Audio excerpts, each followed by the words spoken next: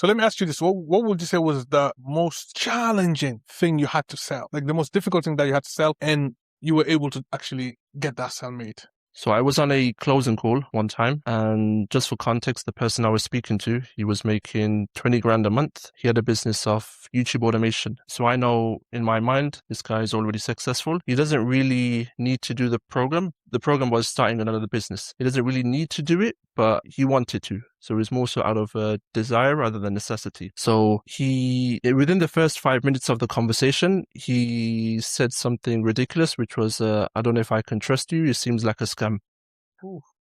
So then you don't defend that position. You rather make them go on the offense.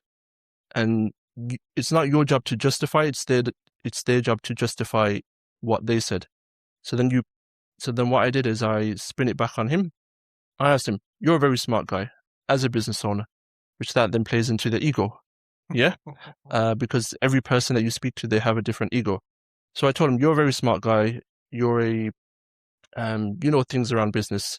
If we was a scam, would you agree with me? You probably wouldn't have even entertained booking this call. Am I right? He said, yes. If we were a scam, you've gone through the funnel. You've seen the case studies and testimonials. If we were a scam, we probably wouldn't have had those case studies and testimonials. Would you agree? He said, yes. So can we agree that we are not a scam? Because if we can't get past that point, then I don't think there's any point continue this conversation. What would you say? Okay, I'm happy to say it's not a scam. Let's continue. That was probably the most difficult.